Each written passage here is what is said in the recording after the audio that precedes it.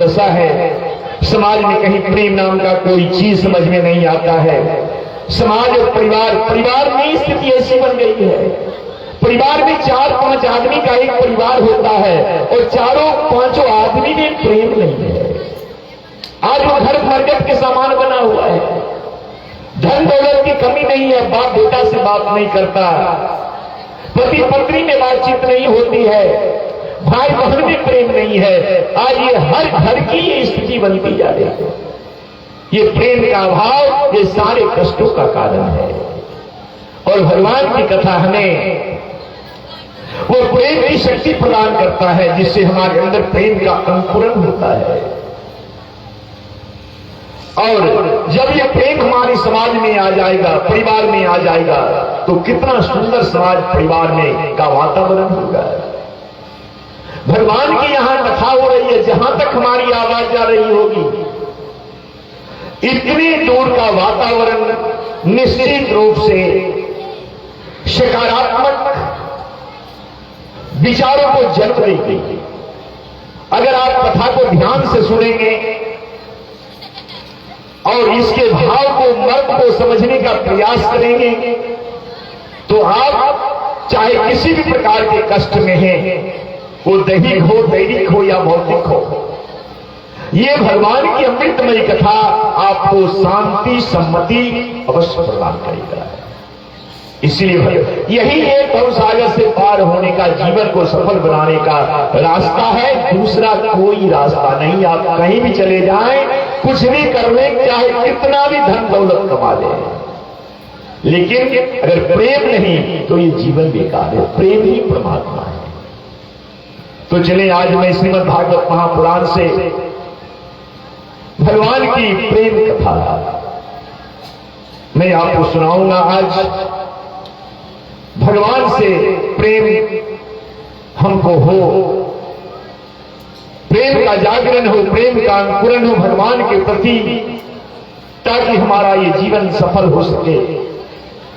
इसलिए आज मैं कथा के 6ठे दिन भगवान की प्रेम कथा, जो भागवत महापुराण प्रेम शास्त्र है, भागवत पढ़ने के बाद हमारे अंदर प्रेम जागृत होता है। ये नफरत, घृणा, ईर्ष्या, द्वेष ये समाप्त होता है। अगर आप भाव से श्रवण करेंगे तो निश्चित आपका विचार बदल जाएगा।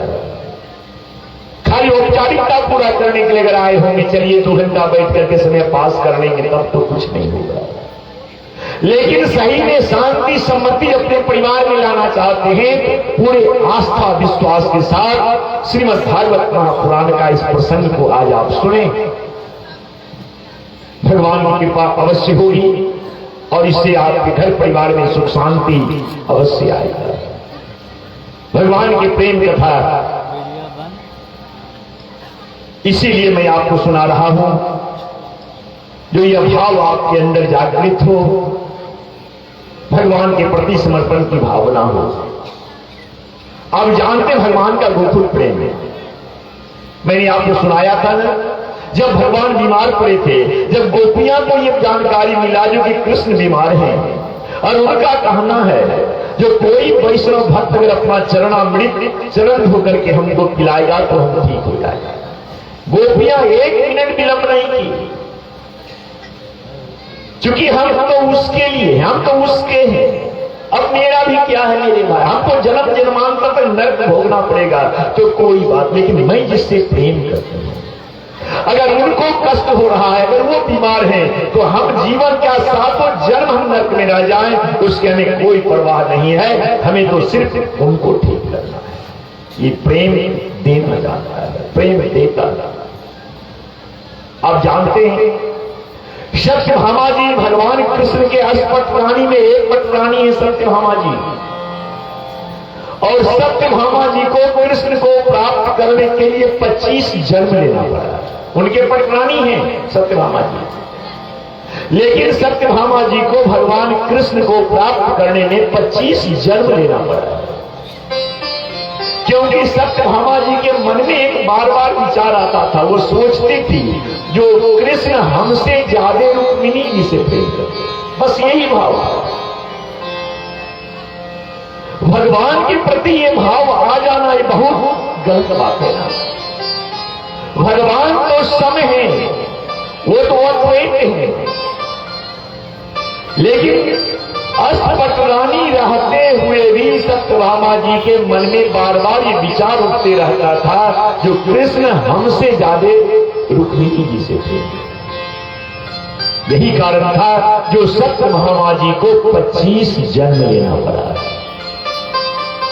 सत्यभामा जी का 25वां जन्म मीरा का जन्म है। सत्यभामा जी का 25वां जन्म मीरा है। मीरा बन करके जन्म ली है, 25वें जन्म है।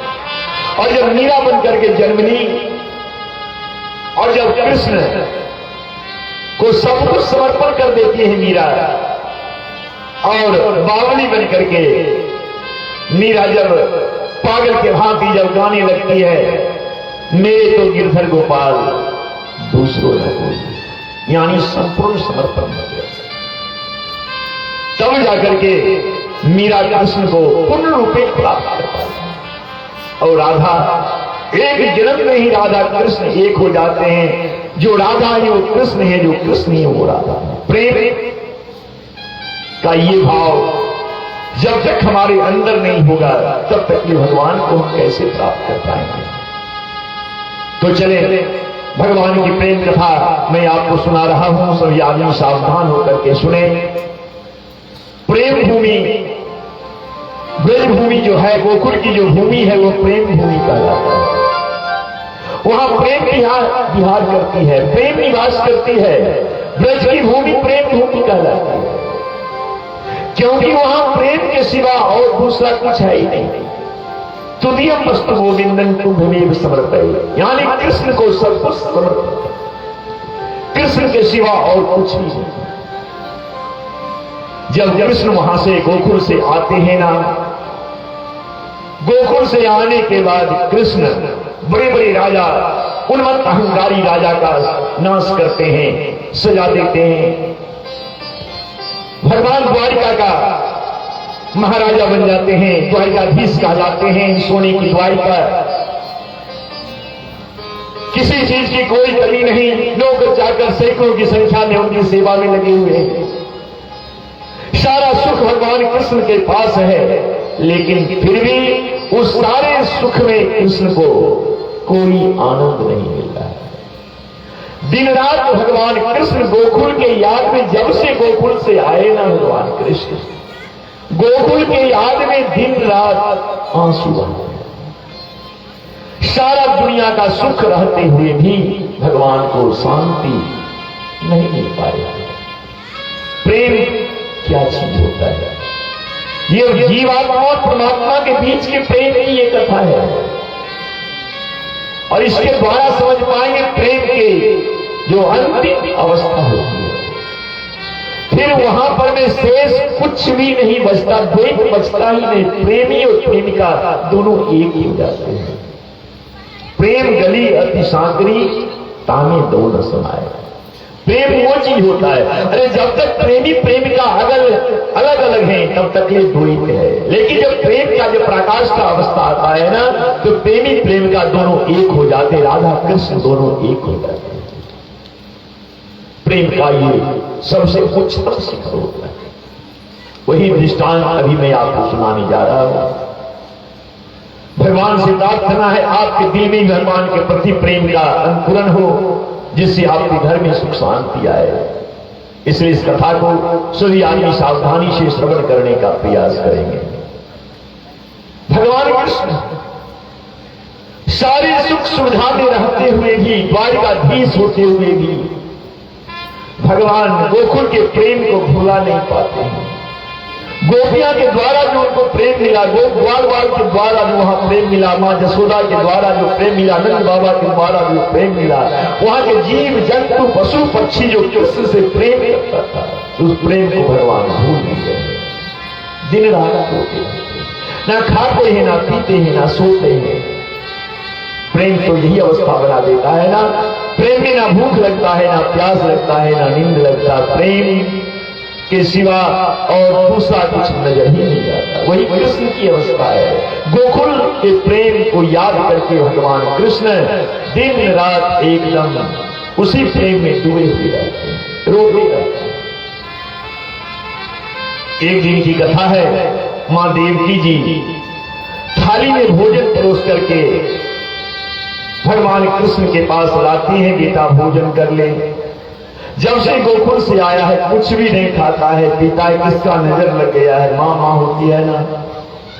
अब माँ को ये सहन नहीं हो पा रहा, कृष्ण कुछ खाते पीते ही। माँ चाहे कितना भी कहते, कृष्ण कहते भूख नहीं है, टाल देते थे। लेकिन आज माँ को लगा जो कि अब मेरे बेटे का शरीर दुबला पतला होते जा रहा है, कैसे इतने सारे राजकाज को देखेगा, कुछ भी तो खा ले। माँ आके थाली में भोजन परोस करके माँ देवकी जी कृष्ण बेटा भोजन कर ले। भगवान कहते माँ भूख नहीं है।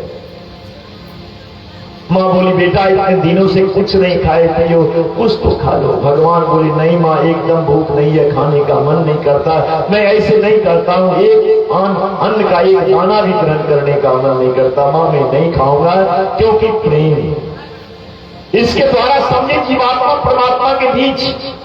जो आज हम परमात्मा से दूर है, क्यों है?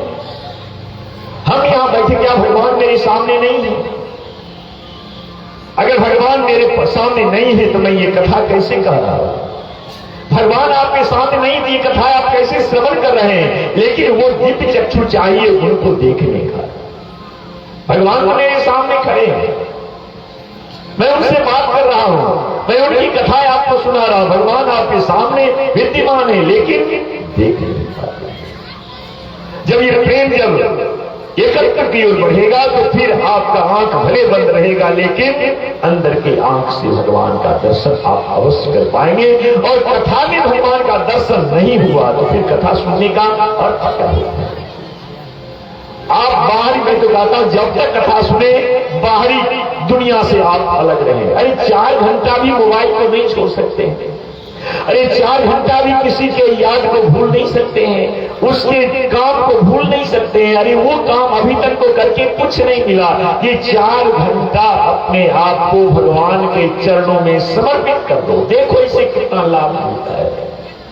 बिगड़ा हुआ काम जो वर्षों से नहीं हो रहा है, ये 4 घंटा की कथा श्रवण करने से आपका बिगड़ा हुआ काम जो वर्षों से आपने प्रयास किया नहीं हो रहा था, भगवान की कथा में इतनी शक्ति होती है, आपका वो काम अवश्य हो जाएगा। कोई शक, मैं ऐसे नहीं बोलता हूं जो कि आपको कुछ सुना रहा, ऐसी बात नहीं।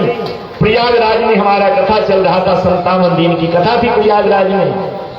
एक महिला, उनके पति नहीं थे, 3 बच्ची थी, शादी के योग्य थी, और हमारे प्रथम दिन से हमारे नियमित श्रोता थी। 1 बजे दिन से कथा 5 बजे संध्या तक होता था प्रयागराज में, मेरा 57 दिन तक लगातार हुआ। वो महिला प्रथम दिन से कथा श्रवण करने के लिए आती थी, और 3 साल से अपनी बच्ची की शादी के लिए वह प्रयास कर रही थी। 3 वर्ष से नहीं हो रहा था, कहीं बात नहीं बन पा रहा था।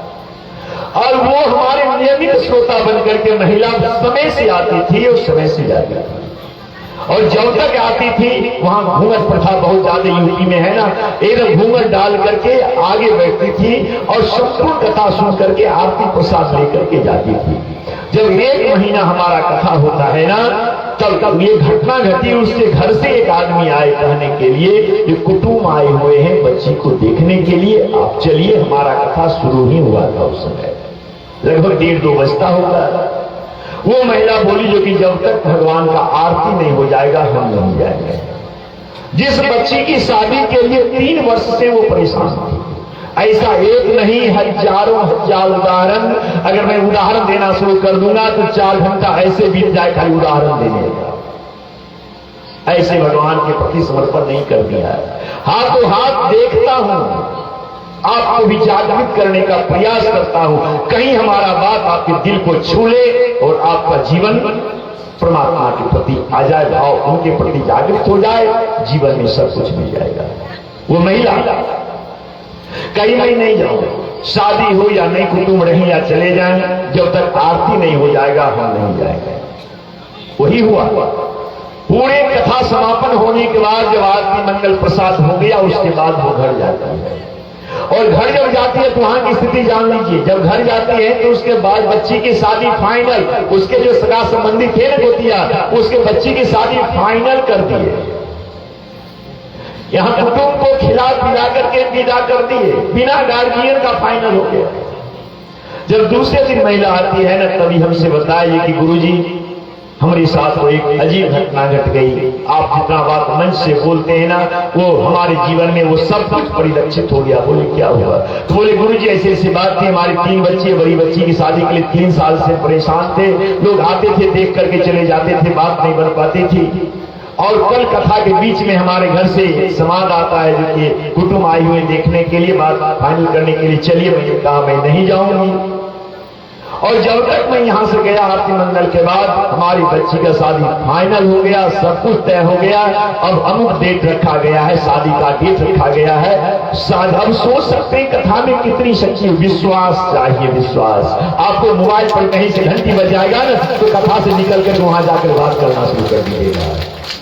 अरे इतना दिन कमा करके टाटा बिरला नहीं बने, आप धीरू भाई नहीं बन पाए, तो ये 4 घंटा में अगर मोबाइल ऑफ ही रहेगा तो क्या चला जाएगा मेरे भाई? अभी तक आप तो वैसा धीरू भाई बन ही नहीं पाए। अब तो ये 4 घंटा में कितना कमा लीजिएगा? तो भगवान के प्रति इतना भी त्याग अगर हमारे अंदर नहीं आए, जो कथा जब तक चलता है तब तक ले भी एकाग्र हो करके भगवान की कथा सुने, तो कथा सुनने से क्या फल मिलेगा? इतना भी तो त्याग होना चाहिए। त्याग कुछ नहीं करेंगे, जैसे जीते हैं वैसे ही जिएंगे। और भगवान का देंगे ये सब चीज बेकार है, ये सब सुनने समय की बर्बादी है, पैसा की बर्बादी, ये सब करने से क्या होता है? बकवास करने से काम चलेगा? भगवान की कथा जीवन में सब कुछ लेकर देगा। इसके सिवा और कोई दूसरा सुलभ साधन भी नहीं है। भगवान कहते मां भूख नहीं है। मां बार बार अपने पुत्र से कह रही है, देवकी जी बेटा भोजन कर ले, भोजन कर ले, शरीर दुबला पतला होते जा रहा, बेटा कैसे ही राज संभालोगे? भगवान कहते मां भूख नहीं है। मां बार बार जब आग्रह करने लग गई तो भगवान को थोड़ा क्रोध आ जाता है। भागवत में ऐसा वर्णन आया है, भगवान मां के हाथ से थाली लेकर के थाली फेंक देते हैं जमीन। आज तक भगवान ने ऐसा कभी नहीं किया था। कह देते थे मां भूख नहीं है, भोजन नहीं करूंगा, लेकिन आज मां के हाथ से थाली लेकर के भगवान जमीन पर फेंके। अब मां को लगा जो कि अब मैं क्या करना, अब तो अंत हो गया, पता नहीं किसका नजर लग गया है। जब से गोकुल से आया है ना कुछ खाता है ना पीता, आज तो थाली भी फेंक दी। आज तक ऐसा कभी, अब मैं क्या करूं? मां रोती हुई अपने कमरे में जाकर के रोने लग गई, और भगवान भी अपने कमरे में जाकर के रोने लग गई। गोकुल की याद आया, दिन रात रोते रहते। प्रेम वही चीज ही होता है जो प्रेम साधारण मनुष्य से करता, उसकी तो स्थिति ऐसी बन जाती। वो तो परमपिता परमात्मा अपने वैसे भक्त जो सब कुछ न्यौछावर कर दिया, उनके सिवा उसके जीवन में कुछ नहीं, उसके प्रेम को कैसे भगवान भूल पाएंगे? भगवान रोने लगे कमरे में जाकर के, कोई रास्ता नहीं है। अब भगवान को मां क्या करेगी? मां भी अपने कमरे में रोने लग गई। उसी समय उद्धव जी का प्रवेश होता है राजप्रसाद में। उद्धव जी आते हैं, और जब उद्धव जी को मां देवकी जी देखती है तो मां देवकी जी को लगा जो कि उद्धव का बात कृष्ण मानता है, मैं एक प्रयास और करके देखती हूं। अब उद्धव अगर जाकर के कृष्ण को समझाए तो कहीं कृष्ण मान जाए। अब तो अंत हो गया, मैं करूं नहीं क्या? उद्धव जी आते हैं, मां देवकी जी उद्धव को बुलाते हैं, कहते उद्धव जानते हो जब से कृष्ण गोकुल से आया है ना, कुछ भी खाता पीता नहीं, दिन रात रोते रहता है, पता नहीं क्या हो गया है उसको। और आज तो उद्धव अति हो गया। आज भोजन लेकर के मैं देने के लिए गई तो भोजन फेंक दिया, देखो जाकर के। अब मैं क्या करूं? तुम्हें जाकर के समझाओ, तुम्हारा मित्र तुम्हारा कुछ बात मानता है, कृष्ण जाकर के समझाओ। उद्धव जी बोले ठीक है मां, मैं प्रयास करता हूं। ध्यान से सुनिए, कथा में ध्यान एकाग्रता बनाए। उद्धव जी प्रकांड वेदांतवादी हैं, सारे वेद शास्त्रों के प्रकांड विद्वान उद्धव जी। लेकिन मेरे भाई, वो सारे वेद शास्त्र पुराना सब बेकार है। वो तो हमें सिर्फ अहंकार अंदर से देता है कि मैं इतना बड़ा ज्ञानी हूं। भगवान कृष्ण ब्रह्म है, और उद्धव जी कहते मैं जाता हूं कृष्ण को समझाने के लिए। सोचे इसलिए कि इनको ये मैं तो सारे वेद शास्त्र का ज्ञाता हूं, मैं समझा दूंगा कृष्ण को, ब्रह्म को समझा दूंगा। ये किताबी ज्ञान हमें अहंकार पैदा करता है। जब तक ज्ञान के साथ प्रेम नहीं जुड़ेगा तब तक वो ज्ञान किसी काम का नहीं होता। उद्धव जी आते हैं, कृष्ण कमरे में रो रहे थे, ध्यान से सुनिएगा।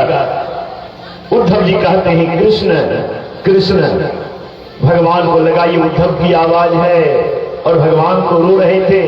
जो उद्धव की आवाज कृष्ण के कान में जाता है ना, कृष्ण क्या करते हैं, तौलिया उठाते हैं, अपने दोनों आंख के आंसू को भगवान पहले पोंछ लेते हैं। ध्यान से सुनिएगा, भगवान अपने आंख के आंसू को तौलिया से पोंछ लेते हैं, क्योंकि भगवान सोचने लगते हैं क्योंकि अगर हमारे आंख में आंसू उद्धव देख लेगा तो फिर ना जाने क्या क्या उपदेश देना शुरू करेगा। इसीलिए भगवान आंसू पोंछ लेते हैं। आंसू पोंछने का बहुत बड़ा दर्शन भगवान इसके द्वारा हमें हर मानव को ज्ञान देते हैं, कैसे जीवन जीना चाहिए। ध्यान से सुनना, भगवान ने आंसू पोंछ लिया, जो उद्धव का आवाज भगवान के कान में गया। भगवान ने आंसू पोंछ करके संसार को यह ज्ञान दिए, ज्ञान उपदेश दिए। भगवान क्या उपदेश दिए, चाहे तुम्हारे जीवन में कितना भी बड़ा से बड़ा दुख क्यों नहीं आ जाए, भगवान के पास कितना बड़ा दुख है, इसके द्वारा आपको यह ज्ञान दिया जा रहा है जो कि चाहे संसार में कितना भी बड़ा दुख आपके सामने क्यों नहीं आ जाए आपके जीवन में, उसके बावजूद भी आप किसी भी सांसारिक आदमी के सामने अपना आंसू नहीं बहाना।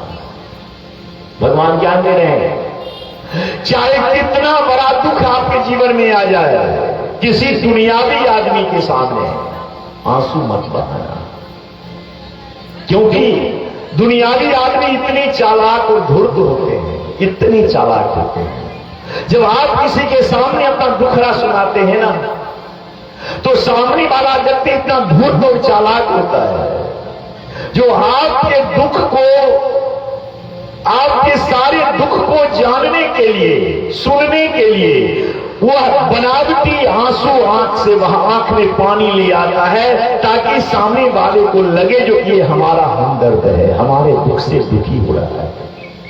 और आप अपना सारे दुख, अपने परिवार का, अपने ऊपर जो भी कष्ट दुख है, वो सब दुख आप उस सांसारिक व्यक्ति के सामने उगल देते हैं। आपको लगता है ये मेरा हमदर्द है, ये हमारे दुख से दुखी हो रहा है, इसे अपना सब दुख सुना देना चाहिए। लेकिन वो सामने वाला व्यक्ति इतना चालाक होता है ना, जब आपके पास से जब निकलेगा, दूसरे के सामने जाएगा ना, तो ठहाका मारेगा और कहेगा देख लिया उसकी स्थिति क्या है। आपका हंसी दूसरे के सामने जाकर के आपके हर कमजोरी को वो बताता है, जो कि उसकी वास्तविक स्थिति को मैं जान गया, उसकी स्थिति क्या है। यानी आपके दुख को वह अपने बनावटी आंसू बहा करके आपके सारे दुख को सुनता है, और फिर वही व्यक्ति दूसरे के पास जाकर के ठहाका मार करके आपका सारे दुख को दूसरे के सामने जाकर के सुनाता। इसलिए भगवान कहते हैं किसी सांसारिक व्यक्ति के सामने चाहे कितना बड़ा मुसीबत क्यों नहीं आ जाए जीवन में, कितनी बड़ी समस्या जीवन में क्यों नहीं आ जाए, किसी सांसारिक व्यक्ति के सामने आंसू नहीं बहाना। अगर ऐसा भी दुख जीवन में आ जाए जो लगे अगर मैं आंसू नहीं बहाऊंगा तो मैं पागल बन जाऊंगा, होता बहुत ऐसा दुख जीवन में होता है ना, अगर मनुष्य नहीं रोए उस दुख में तो पागल हो जाएगा, ऐसा भी दुख जीवन में आता है। तो संत कहते हैं, भगवान कहते हैं, अगर ऐसा भी जीवन में दुख आ जाए फिर भी तुम किसी दुनियावी आदमी के सामने मत बताना, आंसू मत बहाना, तुम चले जाना शंकर भगवान के मंदिर में, और शंकर भगवान के मंदिर में जितना रोने का मन करे ना, जितना आंसू बहाने का मन करे ना, अपने दोनों आंख के आंसू से भगवान शंकर भगवान का अभिषेक कर देना, तुम्हारा सारा दुख दूर हो जाएगा। रोने का जगह भगवान का शरण होता है। अगर दुख ऐसा हो जाए रोना जरूरी समझो तो किसी संत का चरण पकड़ करके अपने दोनों आंख के आंसू से संत का चरण धो देना, तुम्हारा दुख दूर हो जाएगा। लेकिन किसी दुनियावी आदमी के सामने आंसू कभी मत बहाना। ये आंसू का महत्व है।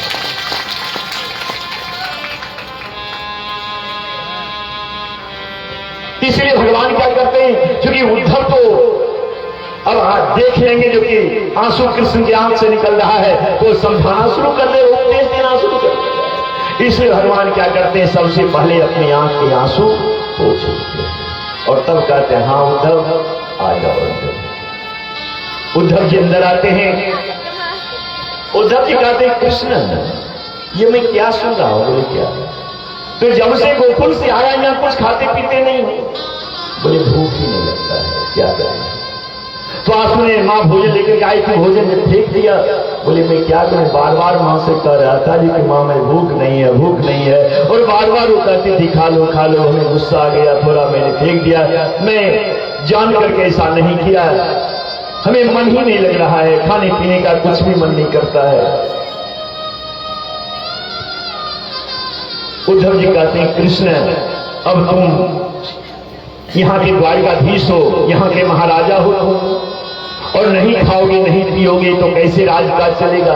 भोजन तो करना ही पड़ेगा तुझे। भगवान कहते हैं, उद्धव ने कहा ना खाने का मन ही नहीं करता, मैं करूंगी क्या? बोले क्यों? तो हमें गोकुल का याद, हम गोकुल को भूल नहीं पाते हैं। भगवान उद्धव जी कहते भूलना पड़ेगा कृष्ण। वहां गाय चराता था, ग्वाल बाल के साथ रहता था, तो वहां का ठीक है, लेकिन अब तो यहाँ तुम राजा बन गए हो, अब यहाँ का राज का देखना होगा। नहीं खाओगे पियोगे, गोकुल को नहीं भूलोगे, कैसे राजा चलाओगे? जो संसारिक उपदेश उद्धव जी देने लग गए भगवान कृष्ण को। भगवान कहते हैं, उद्धव मैं क्या करूं, मैं अपने नियम से बंधा हुआ हूं, मैं गोकुल को नहीं भूल सकता, मैं उसी को भूलता हूं। हमारा नियम है, मैं उसी को भूलता हूं जो पहले हमको भूल जाता है। भगवान को लगा ये उद्धव का किताबी कोरा ज्ञान है, ये हमको समझा रहा है उद्धव गोकुल को भूल जाने के लिए। गोकुल को भूलने का मतलब प्रेम को भूल जाना, और प्रेम को भूल कर कोई जिंदा रह सकता है क्या? लेकिन इसे क्या पता, ये किताब पढ़ करके विद्वान बना है ना, इसे प्रेम क्या होता है इसे पता ही नहीं। भगवान सोचने लगे इसका ये सारा ज्ञान व्यर्थ है, इसका ये सारा ज्ञान व्यर्थ है। इसलिए भगवान उद्धव जी से कहते हैं, उद्धव मैं अपने नियम से बना हुआ हूं, मैं उसी को भूलता हूं जो पहले हमको भूल जाता। ध्यान दीजिएगा एक एक शब्द पढ़ने, ये भक्त और भगवान के बीच ये प्रेम की अमृतमयी कथा है, और ये कथा सुनने से जरूर भगवान के प्रति दिल में प्रेम जागृत होगा, इसमें कहीं कोई संदेह नहीं है। अगर ध्यान से, भक्ति से, श्रद्धा से श्रवण करेंगे तो भगवान कहते हैं, उद्धव मैं उसी को भूलता हूं जो पहले हमको भूल जाता। जब गोकुलवासी हमको याद कर रहा है तो मैं कैसे गोकुल को भूल सकता हूं? और अगर आप कहते हैं भूल जाने के लिए, तो जो ज्ञान आप हमको दे रहे हैं, जो आप हमको समझा रहे हैं गोकुल को भूल जाने के लिए, इससे पहले आपको गोकुल जाना होगा। भगवान जानते जब तक उद्धव गोकुल नहीं जाएगा इसका ज्ञान पूर्ण नहीं होगा। जो ज्ञान के साथ प्रेम चाहिए, चाहे कितने बड़े ज्ञान क्यों नहीं हो गए, लेकिन हमारे अंदर में प्रेम नहीं है तो ज्ञान, किसी ज्ञान से समाज को कुछ नहीं मिलता है। एक से ज्ञानी आदमी समाज में पड़े हुए हैं, उसी समाज को क्या मिल रहा है? जब तक ज्ञान के साथ प्रेम नहीं जुड़ेगा तब तक ये ज्ञान पूर्ण नहीं होगा। उस ज्ञान से समाज को हमें कुछ भी लाभ नहीं हो पाता है। इसलिए भगवान उद्धव जी से कहते हैं, अगर आप चाहते हैं कि मैं गोकुल को भूल जाऊं तो पहले आपको गोकुल जाकर के गोकुल वासियों को समझाना होगा जो कृष्ण को भूल जाओ। अगर वो आपकी बात समझ जाए, मान जाए, अगर वो हमको पहले भूल जाए तो मैं भी वचन देता हूं मैं भी गोकुल को भूल जाऊं, लेकिन पहले समझाना होगा उसको। ये प्रेम परमात्मा के बीच, भक्त और भगवान के प्रेम का ये अवस्था होता है। तब उद्धव जी देखिए क्या कहते हैं, एक एक शब्द पर ध्यान देंगे। उद्धव जी कहते हैं, कृष्ण मैं तुम्हारे लिए सब कुछ करने के लिए तैयार हूं, तुम जहां कहोगे मैं जाने के लिए तैयार हूं, लेकिन कृष्ण तुम तो जानते हो ना मेरे साथ तो एक समस्या है। बोले क्या है? तो बड़ी समस्या मेरे साथ ये है कि मैं ठहरा वेदांतवादी हूं, और जैसा कि मैं सुना हूं गोकुल में तो सारे के सारे मूर्ख गंवार रहते हैं,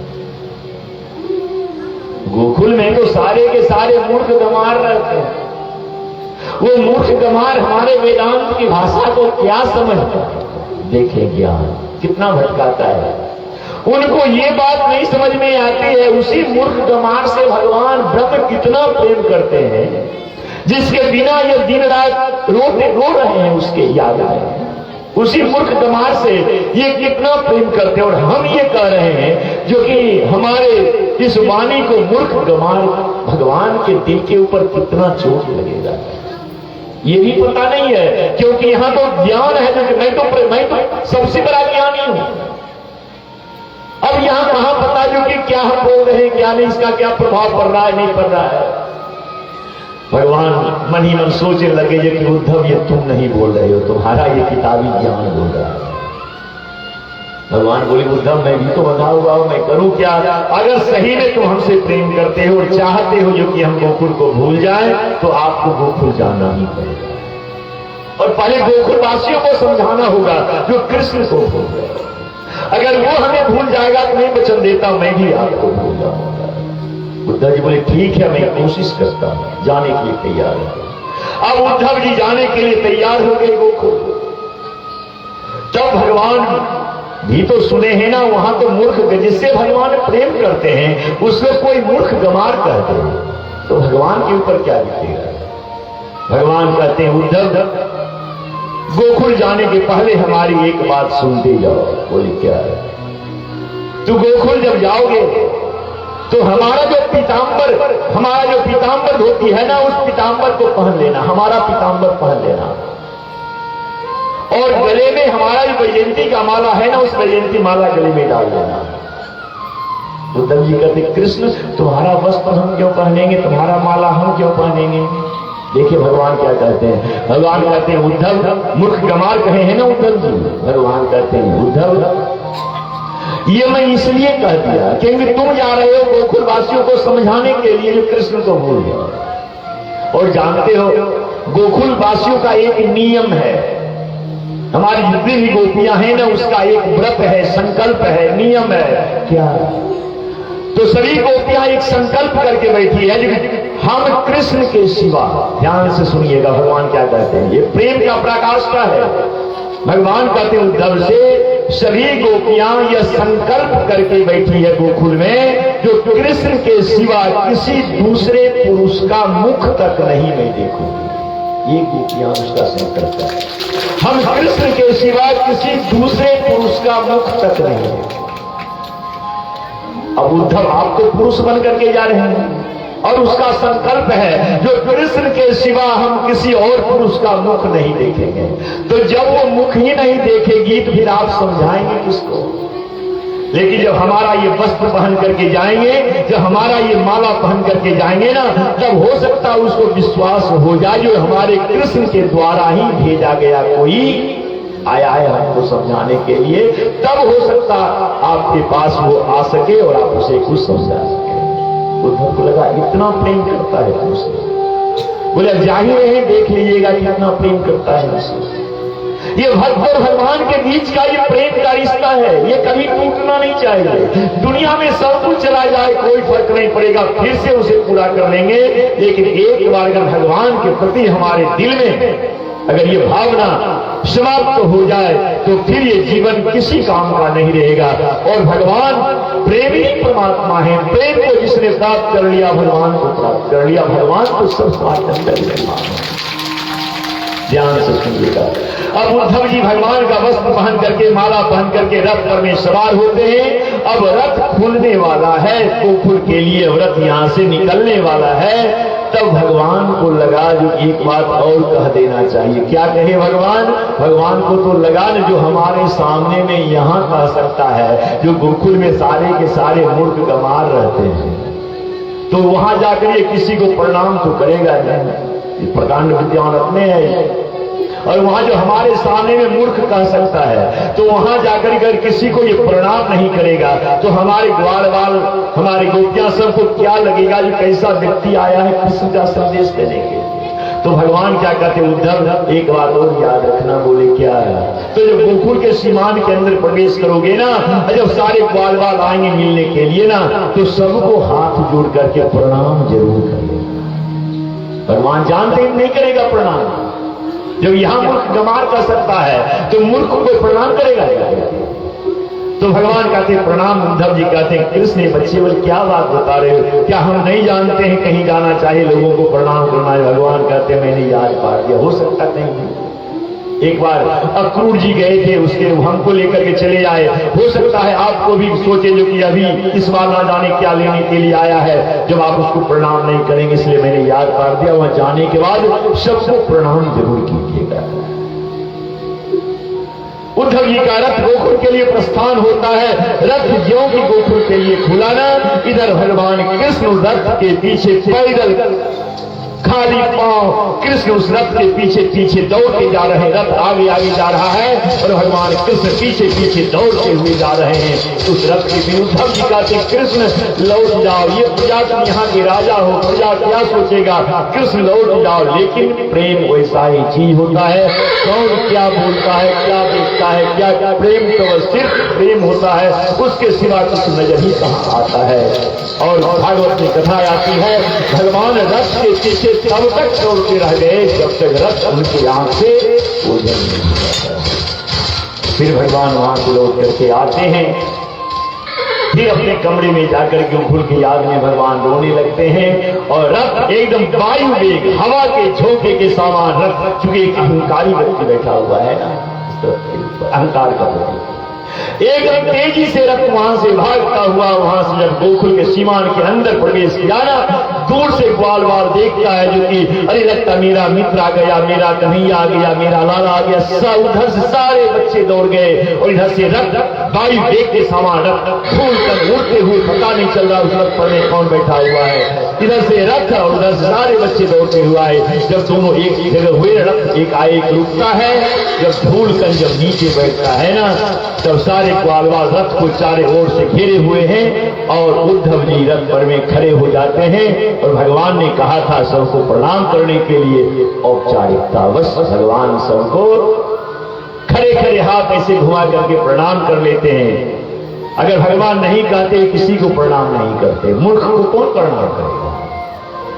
उद्धव जी प्रणाम, सारे ग्वाल बाल को बड़ा उदासी हुआ जो नहीं ये मेरा मित्र नहीं, ये मेरा लाला कन्हैया नहीं, ये कोई अहंकारी व्यक्ति है। अगर मेरा मित्र होता तो इतना देर वो खड़ा रहता रथ पर, वो तो दौड़ करके हमें सीने से लगा देता है। ये कोई अहंकारी व्यक्ति आया। आपके विचार से आपका सब कुछ पता चल जाता है जो कि आप किस प्रकार के व्यक्ति हैं। आपका व्यक्तित्व, आपका विचार व्यवहार सब कुछ पता चल जाता है, आप किस स्वभाव के किस विचार की आप व्यक्ति हैं। बच्चे समझ गए ये कोई अहंकारी है।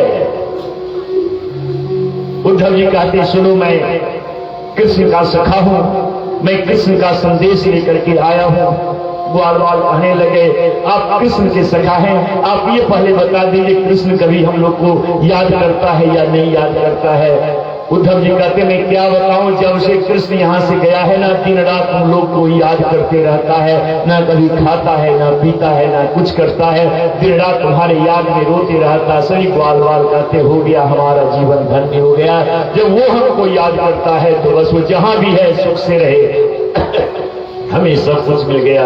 उद्धव जी कहते हैं देखो कृष्ण अब तुम लोग के जैसे गाय नहीं चराता है, कृष्ण महाराजा बन गया है, बहुत काम करना पड़ता है कृष्ण को। बड़े बड़े राजा का आन मान शान को शांत करने के लिए दिन रात परिश्रम करता है, और यहाँ तुम लोग कृष्ण को याद करते हो ना, इसलिए कृष्ण को वहां शांति नहीं मिलती है। अब तुम लोग कृष्ण को भूल जाओ और कृष्ण गाय चराने वाला नहीं रहा। ग्वाल बाल कहते हैं जो कि हमें क्या आपका, मैं कृष्ण को कैसे भूल सकता हूँ? भाई बचपन में हम एक साथ गाय चराने जाते थे जंगल में, हम उस याद को कैसे भूल सकते हैं? यह तो भूलने का चीज ही नहीं है। मधुमंगल कहता है जो कि आप क्या जानते हो उद्धव जी हमारे कृष्ण के साथ कैसा प्रेम था। हमारी माँ सारे ग्वाल बाल अपने अपने घर से भोजन बना करके ले जा रहे थे, जब सारे ग्वाल बाल अपने अपने घर से अच्छे अच्छे पकवान बना करके ले जा रहे थे, हम गरीब थे, हमारी माँ वह छाछ, खट्टा छाछ लेकर के दी, उसे कढ़ी बना करके दी। और जब हम वहां ले गए तो सारे ग्वाल वाल हम एक साथ बैठ करके अपना अपना भोजन निकाल करके, हमें शर्म आ रहा था तो सबको अपने घर से पुआ पकवान लेकर के आया और मैं खट्टा उस कढ़ी को लेकर गया था। उसे मैंने सोचा इससे मैं स्वयं पी लेता हूँ, कृष्ण अगर इसे पिएगा तो क्या कहेगा जो कि हमारे लिए खट्टा छाछ लेकर के आया है। और जानते हैं जब मैंने सारा छाछ पी लिया तब कृष्ण मेरा मित्र कहने लगा, मधुमंगल ये तुम क्या कर रहे हो, माँ हमारे लिए बना करके दी थी, तुम अकेले खा रहे हो। और जब मैंने सब पी लिया तो उस मटकी को अपने मुख में लगा करके शेष कुछ भी नहीं बचा था और कहा हमारे लिए कुछ भी नहीं छोड़ा। और हमारे मुख में जो लगा हुआ था वह उसे अपने मुख से चाटने लगा। ऐसा हमारा उसके साथ प्रेम है, मैं कैसे उनको भूल सकता हूँ। देखें, इसे समझने का प्रयास करें मेरे भाई। ब्रह्म और जीवात्मा और परमात्मा के बीच का ये प्रेम का किस प्रकार का संबंध होता है। इतना नहीं, भगवान को पहचानने के लिए ब्रह्मा जी को भी भ्रांति हो जाती है। जब ब्रह्मा जी देखे मधुमंगल का मुंह चाटते हुए भगवान को, जब भगवान मधुमंगल का मुंह चाट रहे थे, ब्रह्मा जी को लगा जो कि ये कैसे ब्रह्म हो सकता है, ये कैसे भगवान, कैसा ईश्वर हो सकता है जो एक बच्चे के मुंह का जूठा अपने मुख से चाट रहा, ये भगवान हो नहीं सकता है। सारे ग्वाल वाल बैठ करके भोजन कर रहे थे। ब्रह्मा जी के मन में आया जी तो मैं इसका परीक्षा लूंगा कृष्ण का, जो ये सही ब्रह्म है या ऐसे ब्रह्म होने का नाटक कर रहा है। जितने भी गाय अपने बछड़े के साथ चरने के लिए चल रही थी ना, और इधर भगवान सब बच्चे बैठ करके भोजन कर रहे थे, ही हास प्रयास चल रहा था बीच में। ब्रह्मा जी अपनी माया से सारे बछड़े को वहां से लेकर ब्रह्मलोक लेकर के चले जाते हैं। अगर कृष्ण ब्रह्म है तो मैं इसे परीक्षण कर लूंगा, अगर ये ब्रह्म है तो मैं सारे बछड़े को लेकर के जा रहा हूं, देखता हूं किस प्रकार से सारे बछड़े को लेकर के अपने गांव लौट आएगा। जब सब खाना पीना कर लेते हैं ग्वाल वाल सब, और जब गाय के पास जाते हैं कि एक ही बछड़ा वहां पर भी नहीं देखते हैं, एक ही बछड़ा नहीं है। सभी कृष्ण से आकर के कहते हैं कृष्ण एक भी बछड़ा नहीं है, सब ना जाने कहां चले। तो ब्रह्मा जी लेकर ब्रह्मलोक चले गए और भगवान देख लिया अपनी माया से जो कि ब्रह्मा जी के मन में जो संदेह हुआ है ना, इसी संदेह का निराकरण के लिए ब्रह्मा जी का ही चाल है। और भगवान अपनी माया से एक दूसरे बछड़ा, उस गाय का अलग बछड़ा तैयार कर देते हैं भगवान। और सारे बछड़ा के साथ जब भगवान बछड़ा के पास जाते हैं तो जितने ग्वाल वाल थे सारे ग्वाल वाल को ब्रह्मा जी अंतर ध्यान कर देते, ब्रह्मलोक लेकर के चले जाते हैं। और भगवान कृष्ण उतने बछड़े उतने ग्वाल वाल सबको तैयार करके घर ले आते। सबके घर में अपने अपने बच्चे हैं, सब घर में गाय के बच्चे हैं। जब ये ब्रह्मा जी देखते हैं ब्रह्मा जी का भ्रम टूट जाता है कि नहीं ये साक्षात ब्रह्म है, ये साक्षात। अरे कृष्ण को समझने में ब्रह्मा जी को भ्रांति हो गई थी। हम आप एक साधारण मनुष्य हैं, हम कैसे पहचान लेंगे? उनको प्रेम के आंख से ही पहचाना जा सकता है, जिसका प्रेम निश्चल होगा, जिस प्रेम में कोई मांग नहीं होगा वही उनको पहचान सकता है। प्रेम में अगर मांग हो जाएगा तो भगवान को कभी नहीं पहचान पाएंगे। ग्वाल वाल से कहते हैं कि अब तुम लोग गोकुल को अब कृष्ण को भूल जाओ, नहीं तो कृष्ण को वहां बहुत कष्ट हो रहा है। कृष्ण आएगा, जरूर आएगा, बाद में कृष्ण आएगा। ग्वाल वाल कहते हैं उद्धव जी हमें कृष्ण को आने के लिए, मैं कृष्ण को कष्ट देना नहीं चाहता हूं। कृष्ण बस हमें याद कर रहा है, यही हमारे लिए सबसे बहुत बड़ा, इससे और हमें कुछ नहीं चाहिए, बस सिर्फ हमें वो याद करता रहे, जहां भी रहे सुख से रहे। यानी प्रेम देता है, प्रेम लेता नहीं है। उसके सुख के लिए हम जी रहे हैं, अपने सुख के लिए नहीं। आगे देखिए, अब उद्धव जी कहते हैं ग्वाल वाल से कि नंद बाबा का घर किधर है, नंद बाबा के यहां जाना है। अब यहां से आरंभ होता है मूर्ख गमार का वेदांत। अभी तक तो प्रकांड विद्वान जो हमारे उद्धव जी थे, उनका जिन्होंने कहा था गोकुल में तो सारे के सारे मूर्ख गंवार रहते हैं। अब यहां से सुनिए मूर्ख गंवार का वेदांत क्या कहता है। हम पढ़े लिखे हैं कि मूर्ख है, कोई फर्क नहीं पड़ता। अरे गोस्वामी जी लिखी दे, मूकम करोति वाचालम पंगु लंघयते गिरिम जब कृपा तमहन वंदे परमानंद मार्ग। अरे उनकी जब कृपा हो जाती तो गूंगा भी बोलने लगता है। उनकी कृपा हो जाती है, लंगड़ा पहाड़ पर चढ़ जाता है। उनकी कृपा होनी चाहिए। हम क्या है, कोई फर्क नहीं पड़ता। अब देखिए मूर्ख गंवार, जब उद्धव जी कहते ग्वालवाल से नंद बाबा का घर किधर है, तो ग्वालवाल कहता है देखिए एक एक शब्द पर अब ध्यान देंगे। यहां से आरंभ होता है गोकुल के प्रेम का वेदांत, यहां से व्यवहारिक वेदांत सुनिए आप। ग्वालवाल कहते हैं उद्धव जी क्या आप यहां नए आए? बोले हाँ, कभी नहीं आया, प्रथम बार आया हूं। काहे? तो इसीलिए ना, अरे इस गोकुल में जो नंद बाबा के घर आने के लिए आते हैं ना, वो कभी किसी से नंद बाबा के घर का पता नहीं पूछते। शुरू हो गया यहां से मूर्ख गंवार का वेदांत, ध्यान से सुनिए। उद्धव जी बोले तो कैसे जाता, लोग को जानता नहीं उनका घर कहां है, कैसे? देखिए प्रेम, अब सुनिए यहां से क्या होता है। ग्वालवाल कहते हैं उद्धव जी आप जहां पर में खड़े हैं, यहां पर में एक नाली बह रहा है, देख रहे हैं नाली है, एक नाली है ना जिसमें पानी बह रहा है। बोले हाँ। तो आप जानते हैं नाली में जो पानी आप देख रहे हैं वो पानी किसी नदी तालाब का पानी नहीं है। वो किसी ने पानी का उपयोग घर में किया, गंदा पानी नाली में फेंक दिया, वो पानी नहीं बह रहा है। वो बोले कौन पानी है वो? तो ये पानी जब से कृष्ण गोकुल छोड़ करके गया ना, तब से लेकर के आज तक नंद और मां जसोदा की आंख का आंसू अभी तक सूखा नहीं है। ये पानी नहीं बह रहा है, ये नंद बाबा और मां जसोदा के आंख का आंसू बह रहा है, ये पानी नहीं है। और इस नाली का उद्गम हुआ है नंद बाबा के घर से, वहीं से नाली निकला।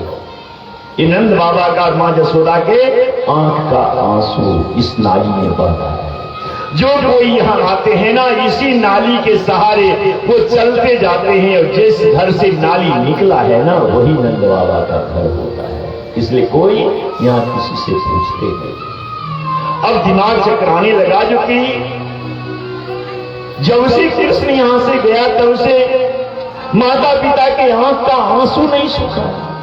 ये कैसा प्रेम है? इतना भी कोई किसी से प्रेम करता है? क्योंकि अभी तक तो प्रेम क्या होता उद्धव जी को पता ही नहीं। और यहां जब प्रेम का व्यवहारिक रूप जब देखने लग गए ना, गोकुल में ये प्रेम भूमि है ना, कृष्ण के याद में, कृष्ण के वियोग में नंद बाबा और मां जसोदा के आंख का आंसू नाली का रूप ले लिया है। दिन रात नाली में नंद बाबा मां जसोदा का आंख का आंसू बहते। उद्धव जी को लगा जो कि वाह ये कैसा प्रेम है। उसी नाली के सहारे उद्धव जी जाते हैं नंद बाबा के दरवाजे पर में। एक बच्चे घर में जाकर कहते हैं बाबा मेरे मित्र का मित्र उद्धव आए हुए हैं, हमारे मित्र का संदेश लेकर के आए हैं। जो कि मित्र कृष्ण का संदेश सुनते हैं नंद बाबा शरीर सूखा हुआ अन्न पानी को त्याग ही दिए थे ना जब से कृष्ण गया था। दिन रात आंख से आंसू की याद में। मनुष्य से प्रेम, यह प्रेम प्रेम नहीं होता है। यह प्रेम तो सिर्फ एक धोखा है। यह प्रेम तो बस एक छलावा है, यह एक वासना है। सच्चा प्रेम तो परमात्मा के साथ ही हो सकता है, किसी दुनियावी व्यक्ति के साथ तो प्रेम कभी हो नहीं सकता है। महाशिवरात्रि का दिन था। एक महात्मा जी भोले बाबा का श्रृंगार करने के लिए फूल खरीदने के लिए बाजार जाते हैं। एक फूल के दुकान पर में जाते हैं, एक बहुत सुंदर सा रजनीगंधा का गजरा टंगा हुआ था। बाबा को लगा जो इसी से आज मैं भोलेनाथ का श्रृंगार करूंगा। रजनीगंधा का गजरा टंगा हुआ था। बाबा दुकानदार से कहते कितने का गजरा है? गजरा बोला दुकानदार ये 5 रुपए का गजरा है। बाबा बोले दे दो, भोलेनाथ का श्रृंगार करेंगे। उसी समय एक यमन राजा पहुंच जाता है। उसको अपने पत्नी के जूड़ा में गजरा लगा। आज उसका शादी का वर्षगांठ था उस राजा का। राजा अपनी पत्नी के जूड़ा में लगाने को अभी गजरा खरीदने बाजार में गया था। वो गजरा पसंद राजा को भी आ गया। अब राजा बोला गजरा हमें दे दो। दुकानदार बोला ये महात्मा जी खरीद लिए हैं। राजा बोले कितने में? वो बोले 5 रुपया में। राजा बोला मैं इसका 6 रुपया दूंगा, गजरा हमें चाहिए। जब राजा बोला 6 रुपया हम दूंगा तो महात्मा जी बोले हम 10 रुपया दे, हम बाबा का श्रृंगार करना है। जब 10 रुपया कहकर राजा बाबा का श्रृंगार का नाम लिया तो राजा कहता मैं इसका 11 रुपया दूंगा लेकिन नहीं लूंगा। राजा 1 रुपया बढ़ा तो महात्मा बोले मैं इसका 31 रुपया दूंगा। हम बाबा का श्रृंगार करेंगे, गजरा हमको चाहिए। जब 21 रुपया कह दिए महात्मा जी तो राजा कहा मैं 25 रुपया दूंगा। महात्मा जी बोले मैं इसका 100 रुपया दूंगा। ध्यान से सुनिएगा, ये सांसारिक व्यक्ति से प्रेम और परमात्मा से प्रेम का क्या परिणाम होता है। ध्यान से सुनिए क्या है। राजा महात्मा जी बोले मैं इसका 100 रुपया दूंगा लेकिन गजरा मैं लूंगा। राजा बोला जी कि मैं इसका 125 रुपया दूंगा, गजरा मैं लूंगा। महात्मा जी बोले मैं इसका 250 रुपया दूंगा। 5 रुपए का गजरा है। एक को बाबा का श्रृंगार करना है और एक को अपने पत्नी के जूड़ा में लगा के पत्नी का श्रृंगार करना है। दोनों में अंतर, एक संसारी व्यक्ति से प्रेम कर रहा है और एक परमात्मा से प्रेम कर रहा है। संसारी व्यक्ति से प्रेम करने वाला 1 रुपया बढ़ता है, महात्मा जी 3 गुना बढ़ते हैं। हमारा 250 रुपया दे। राजा बोला जी हम इसका 300 रुपया दे। महात्मा जी बोले हम 1000 रुपया दे, गजरा हम ले जाएंगे। ये सच्चा प्रेम होता है, परमात्मा से प्रेम होता है। वो हम पैसा नहीं देखा जाता जो कि इसमें क्या लग रहा है। राजा जब 1000 रुपया सुना तो राजा बोला हम 1100 रुपया देंगे। बाबा बोल दिए मैं इसका 21,000 रुपया दूंगा। बात बढ़ते बढ़ते एक गजरा का 1 लाख रुपया कीमत चल गया। 5 रुपए का गजरा था। बाबा बोले मैं 1 लाख दूंगा एक गजरा मैं लूंगा। जब बाबा के मुख से 1 लाख निकल गया न तब राजा सोचता मैं ही कितना पागल हूं। हमसे ज्यादा पागल कौन धरती पर होगा। यही गजरा दूसरे दुकान में 5 रुपया में मिलता, हम यहाँ 1 लाख रुपया काहे के लिए देते। वो नहीं लिया राजा और महात्मा जी 1 लाख रुपया में उस गजरा को लेकर के बाबा का श्रृंगार करने के लिए चले गए। ये कहानी हमें ये ज्ञान देता है, अगर सांसारिक व्यक्ति से प्रेम करेंगे ना हमारा आस्था इसी प्रकार से बदलेगा, यहां नहीं तो वहां।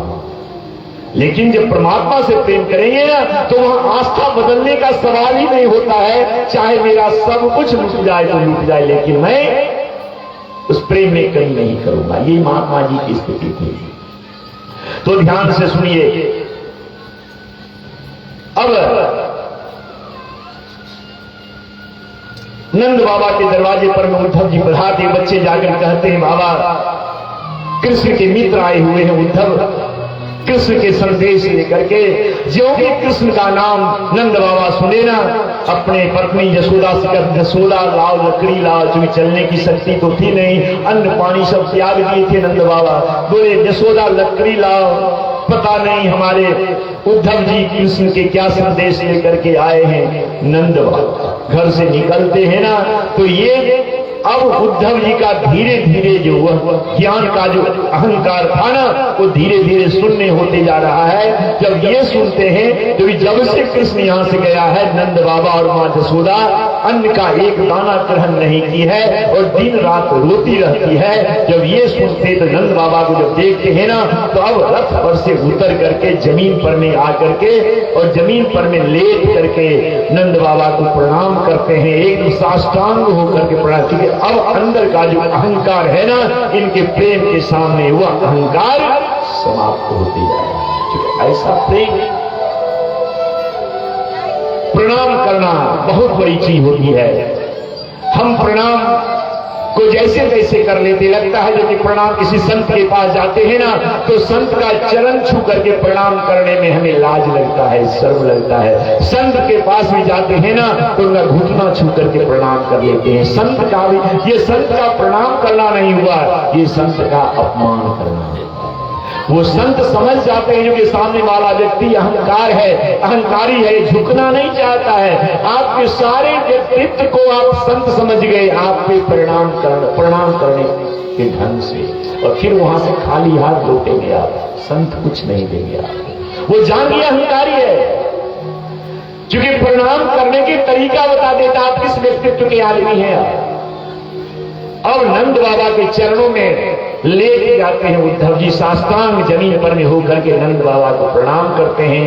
नंद बाबा कहते हैं, कैसा है मेरा बेटा? सुनते मेरा बेटा महाराजा बन गया है, मेरा बेटा सोने के सिंहासन पर बैठता है।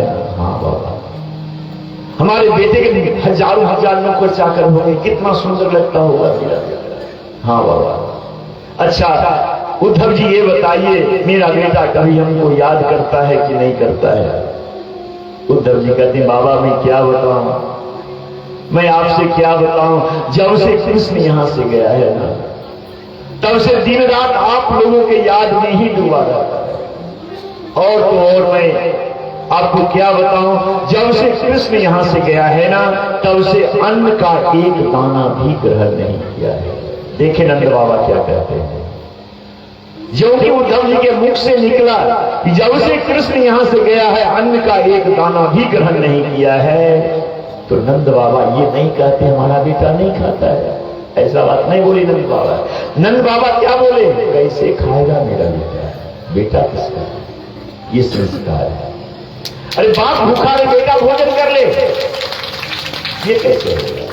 संस्कार, ये भारतीय दर्शन हमें बहुत कुछ ज्ञान देता है। नंद बाबा कहते हैं, कैसे मेरा बेटा भोजन करेगा, बेटा तो मेरा है ना, मैं ही तो संस्कार दिया। पहले बाप, उसका बाप भूखा रहे, मैं भी तो तब से आज तक नहीं खाया हूं। जब मैं यहां भूखा हूं तो मेरा बेटा भी अवश्य भूखा होगा, क्योंकि जब तक वो पहले हमें नहीं खिलाएगा वो खा नहीं सकता। ऐसा सब बेटा तो मेरा है, कितनी बड़ी बात है, बेटा तो मेरा है ना, बिना बाप को खिलाए बेटा कैसे भोजन करेगा? ये सब सुन करके उद्धव जी को एकदम अब लगने लगा जो कि मैं क्या चला आया, मैं क्या सुन, ऐसा भी कोई किसी से प्रेम करता है?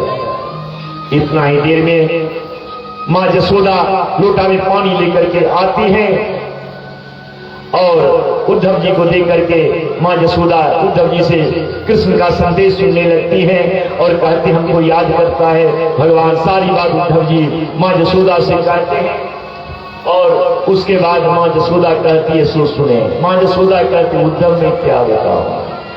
अब उद्धव जी का दिमाग काम करना बंद कर दिया। मां जसोदा कहती है उद्धव में क्या बताऊं, अभी अभी 10 मिनट पहले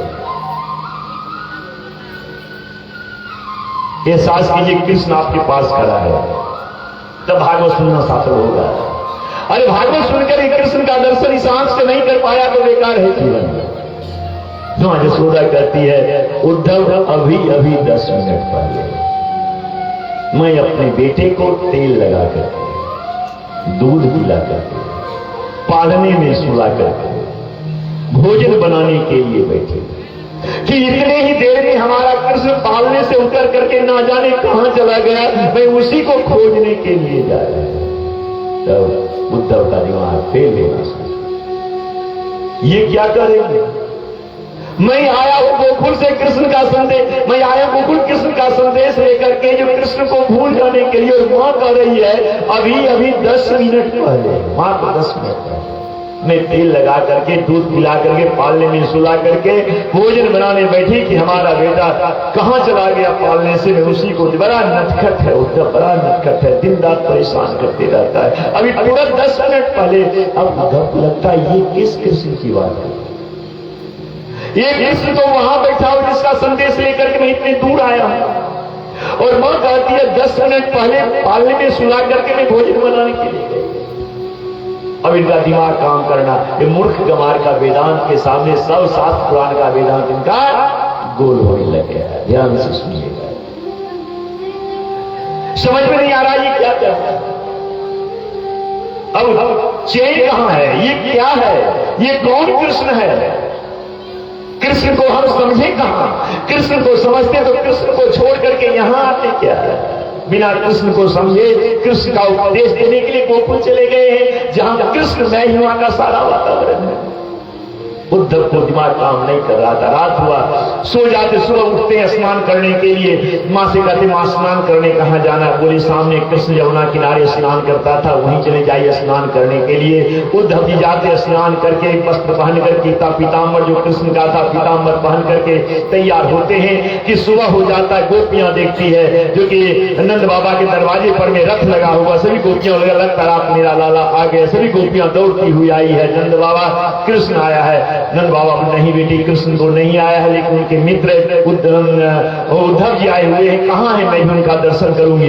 वो स्नान करने यमुना किनारे के, सभी गोपियां दौड़ करके जाती हैं और वहां उद्धव जी वस्त्र पहन लिए थे। सब गोपियां को पहचानने में विलंब नहीं हुआ, यही उद्धव हो सकते हैं। सभी गोपियां प्रणाम करती हैं और कृष्ण का संदेश, बहुत लंबी कथा है, कृष्ण का संदेश वो सुनना चाहती हैं और अपनी विरह वेदना उद्धव जी को सुनाती। कृष्ण के बिना ये जीवन क्या है, कृष्ण बिना गोकुल क्या है, कृष्ण के बिना ये तो बस सिर्फ ये शरीर हारवांश का पीरा बचा हुआ सा, मेरा आत्मा तो भगवान कृष्ण लेकर के वहां बहुत सारी जो विरह वेदना है अपना सुनाने लगे गोपियां।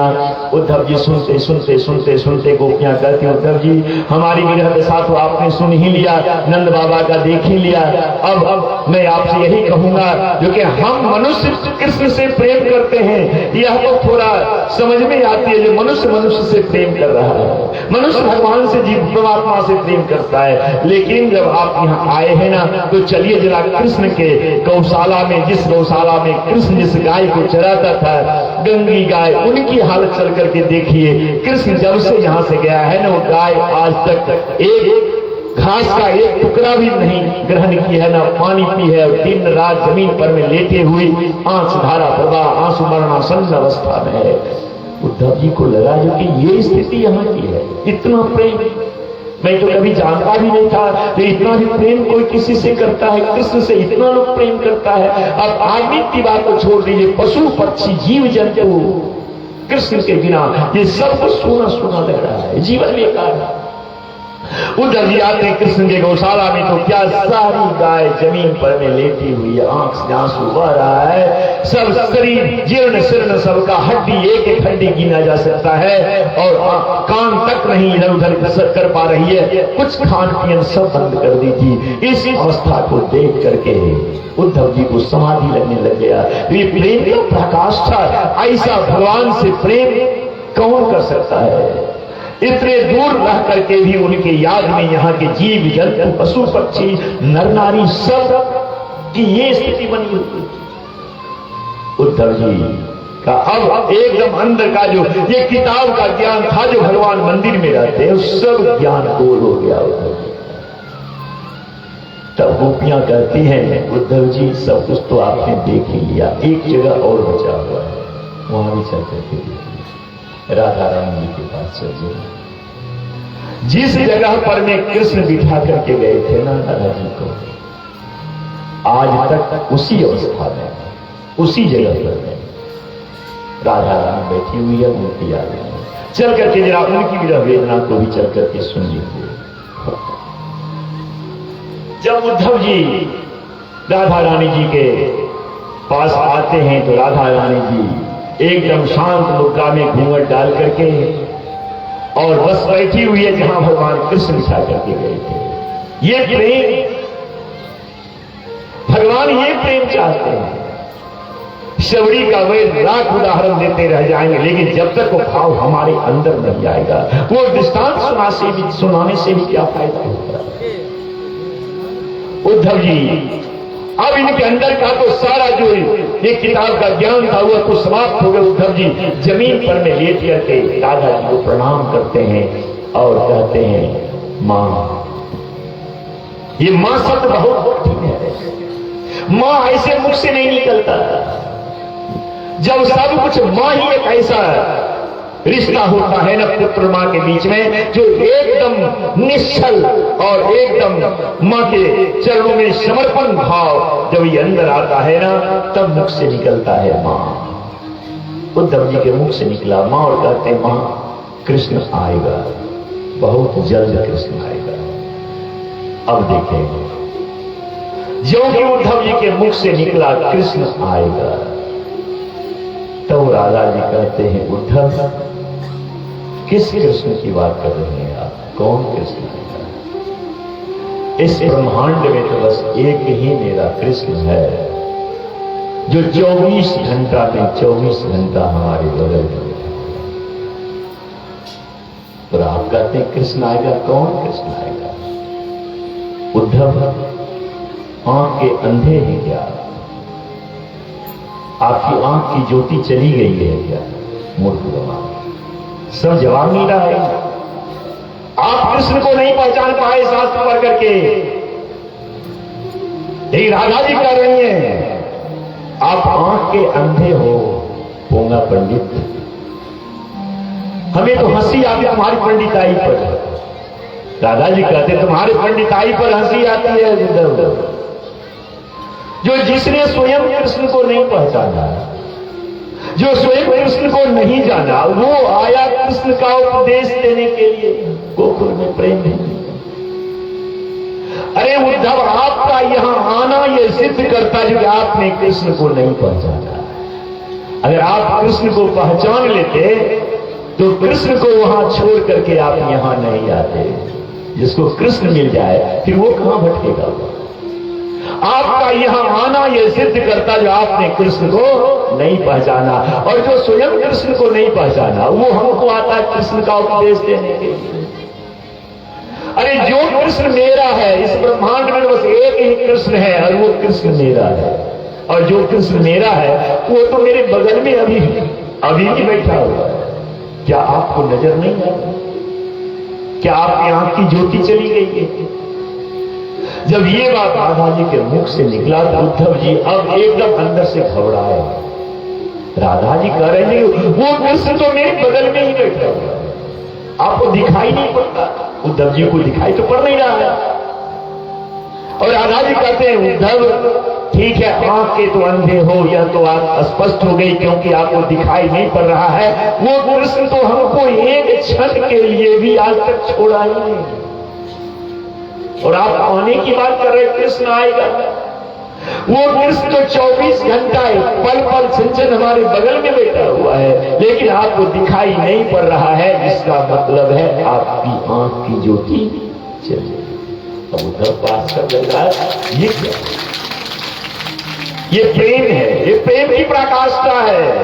आपके प्रेम में जिस दिन इतनी शक्ति आ जाएगी ना, भगवान को निराकार से साकार रूप में आपके सामने प्रकट होना होगा। हे निराकार, लेकिन आपका प्रेम जिस दिन भगवान से ऐसा प्रेम जुड़ जाएगा ना, उस दिन निराकार ब्रह्म को साकार बनकर के आपके सामने प्रकट होना पड़ेगा। इसमें कोई संदेह नहीं है। राधा जी कहते हैं उद्धव आंख के अंधे हो, यह बात पक्की हो गई, लेकिन क्या पैर के भी लंगड़े हो, चल नहीं सकते हो क्या? मूर्ख गमार, एक एक प्रश्न का जवाब उद्धव जी को मिल रहा है। जो हम गोकुल में तो मूर्ख गमार रहता है। अरे शब्द का ज्ञान भले नहीं है, लेकिन प्रेम, भगवान तो प्रेम के भूखे होते हैं ना, वो तो भाव के भूखे होते हैं। भगवान हम कितने बड़े ज्ञानी क्यों नहीं हो जाए, कितने शुद्ध श्लोक का पाठ क्यों नहीं कर दे, लेकिन अगर प्रेम परमात्मा के प्रति दिल में नहीं है तो सारा शुद्ध पाठ करना सब। हमारे रामकृष्ण परमहंस कौन विद्यालय पढ़ने के लिए गए थे और मां काली को अपने हाथ से भोजन कराया। उदाहरण तो आज से 125 साल 150 साल पहले की है ना। मां काली को अपने हाथ से भोजन कराते थे। पढ़े लिखे कुछ नहीं थे, कोई स्कूल विद्यालय पढ़ने नहीं गए थे। तो भगवान तो भाव के भूखे होते हैं, लेकिन अहंकार होता। उद्धव जी का सब कुछ समझ में आ गया। मां कहती है कि आप आंख के अंधे हो उद्धव, क्या पैर के भी लंगड़े हो? अगर पैर से चल सकते हो तो चल करके आओ हमारे पास, आकर के हाथ से छू करके देखो जो कृष्ण मेरे बगल में बैठा हुआ है या नहीं। अटूट विश्वास, परम विश्वास। कृष्ण मेरे बगल में, जनाबाई कह दीजिए हमारे गोईठा से विट्ठल विट्ठल की आवाज होगी। परम विश्वास, विट्ठल विट्ठल की आवाज आएगी तो आवाज आई। राधा जी कह रही है कि पैर के भी लंगड़े हो, अगर चल सकते हो तो चल करके आओ और देख लो कृष्ण हमारे बगल में बैठा। अब उद्धव जी को पक्की हो गया जो कि निश्चित मैं आंख का अंधा हो गया। आंख रहते हुए जो कृष्ण दिखाई नहीं पड़ रहे हैं ना। अब उद्धव जी से बार बार राधा जी कहते चल करके आओ, पैर के लंगड़े तो नहीं हो, चल करके आओ और आकर के देख लो कृष्ण मेरे बगल में बैठा हुआ है या नहीं है। पूर्ण आत्मविश्वास के साथ राधा जी कर रही है। तब उद्धव जी से अंधा व्यक्ति चलता है ना, दीवार का सहारा ले करके आंख रहते उद्धव की स्थिति बना दी जाती। भगवान को कहां खोजोगे, भगवान तो हमारे पास है। और यही दृष्टांत काफी है इस दर्शन को समझने के लिए। उद्धव जी अंधे के जैसे दीवार के सहारे वर्ते जहां राधा जी बैठी हुई थी ना, वहां जाते हैं। राधा जी का हाथ आगे बढ़ाओ, हाथ आगे बढ़ा करके देखो कृष्ण मेरे बगल में बैठा हुआ है या नहीं है। उद्धव जी हाथ ऐसे ऐसे आगे बढ़ाते आगे ले जाते हैं। जब आगे हाथ ले जाते हैं ना, तो कृष्ण का दोनों पांव पकड़ाता है। जब कृष्ण का पांव पकड़ाया तो उद्धव जी को लगा ये क्या हो गया, मैं देख नहीं पा रहा हूं और कृष्ण तुम्हारी भी लीला क्या है। तुम तो वहां से हमको यहां भेजा था लोगों को उपदेश देने के लिए, तो पहले से यहां करके बैठी हुई। राधा जी बोली उद्धव अभी तुम्हारे मन में संदेह है, अगर अभी भी विश्वास नहीं हुआ तो हाथ और आगे बढ़ाओ, ऊपर कमर तक ले जाओ, समझ में आ जाएगी, गर्दन तक ले जाओ, समझ में। अंधे के जैसे उद्धव जी हाथ आगे बढ़ाते कृष्ण का बांसुरी पकड़ाता है, कमर पकड़ाता है, हाथ पकड़ाता है, मुंह स्पर्श कर पक्का हो गया जो कृष्ण यहां बैठा हुआ है। ध्यान से सुन राधा जी क्या कहती, वह तो हमें एक क्षण के लिए भी कभी छोड़ता ही नहीं है। वो हमें छोड़ करके तो कहीं अभी तक एक क्षण के लिए भी गया ही नहीं है।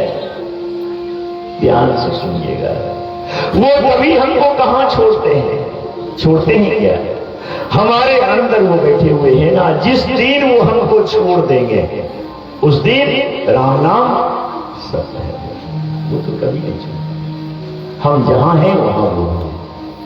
जिस दिन वो चले जाएंगे उस दिन यह रह नहीं सकता है, इसे हम जाकर के राम नाम सब सही कर देते हैं।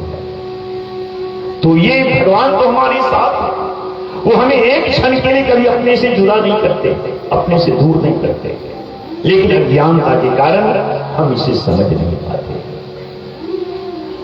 अब उद्धव जी को लगा जो कि नहीं, अब कृष्ण को यहाँ पर आना बहुत ही आवश्यक है। कृष्ण के बिना यहाँ कुछ निर्जीव जैसा सारा वातावरण है, कृष्ण के बिना यहाँ कुछ भी नहीं है। उद्धव जी आए थे कुछ समय के लिए लोगों को वेदांत का ज्ञान देने के लिए, कृष्ण को भूल जाओ, लेकिन यहाँ आकर के प्रेम में ऐसे डूब गए उद्धव जी। 1-2 दिन में पूरे 6 महीना कब दिन हुआ कब रात हुआ, इस प्रेम में आकर के ऐसे लीन हो गए उद्धव जी, पता नहीं चला। 6 महीना के बाद आज उद्धव जी को लगा कि नहीं अब जाना चाहिए और कृष्ण को तुरंत यहाँ भेजना चाहिए। उद्धव जी जाने के लिए तैयार होते हैं। माँ यशोदा माखन का बर्तन लेकर के आती हैं, कहते हैं उद्धव आप जा रहे हैं, यह मक्खन हमारे बेटे को दीजिएगा और कहिएगा कि माँ अपने हाथ से तैयार करके दी है, मेरा बेटा